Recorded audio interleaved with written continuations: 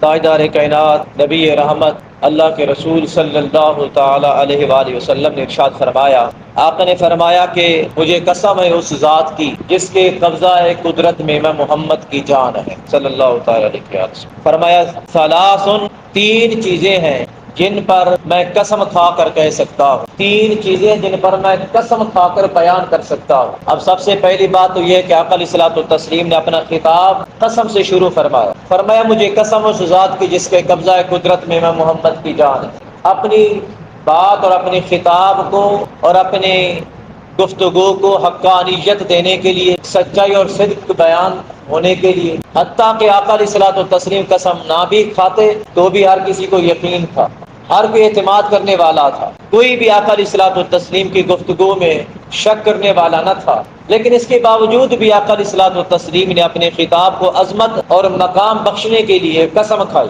اور پھر فرمایا میں تین چیزوں پر قسم کھا سکتا ہوں۔ سب سے پہلی چیز آقا نے فرمایا کہ وہ صدقہ ہے۔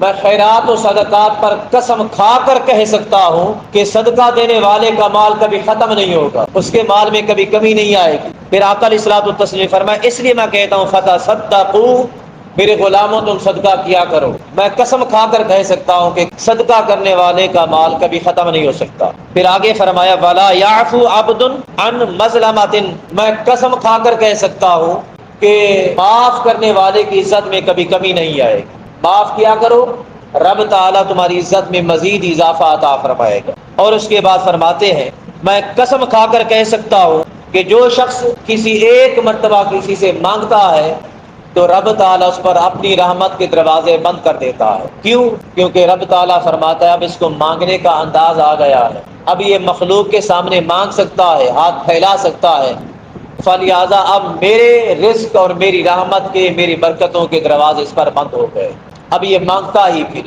یہ مانگنا اتنا بڑا خطرناک ہے، یہ سوال کرنا، دست درازی کرنا، کسی کے سامنے ہاتھ پھیلا کے مانگنا۔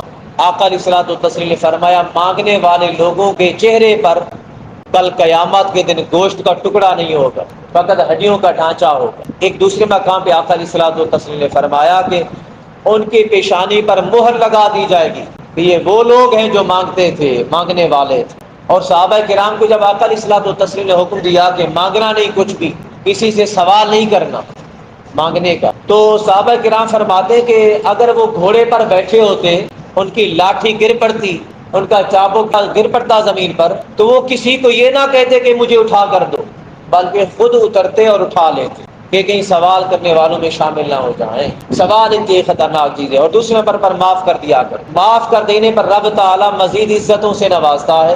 ایک تو اس کا بدلہ ہے معاف کرنے کا، کائنات میں عزت عطا کرنا، اور دوسرے نمبر پر کل قیامت کے دن رب تعالیٰ جو اجر عطا فرمائے گا، رب تعالیٰ فرمائے گا اس میرے بندے کو صابرین کے صف میں کھڑا کر دیا جائے۔ جب صابرین کے صف میں کھڑا کیا جائے گا تو رب تعالیٰ اہل صبر سے خطاب فرمائے گا، خطاب فرما کر فرمائے گا اے صبر کرنے والوں، میرا دنیا میں بھی اعلان تھا اور آج کے دن بھی اعلان ہے، میرا ساتھ صبر کرنے والوں کے ساتھ ہے، میں تمہارے ساتھ۔ اور اس کے بعد صدقہ اور خیرات، صدقہ اور خیرات اتنی بڑی چیز ہے، اتنی بڑی چیز ہے۔ ایک تو یہ مصیبتوں کو ٹالتا ہے، پریشانیوں کو دور کرتا ہے۔ جب انسان پر مصائب آ جائیں، آلام آ جائیں، تکلیفیں آ جائیں تو صدقہ کر دیا کرو، رب تعالیٰ اس صدقے کو ان مصائب و آلام کا بدلہ بنا دیتا ہے، اور رب تعالیٰ بندوں کو عافیت سے نواز دیتا ہے۔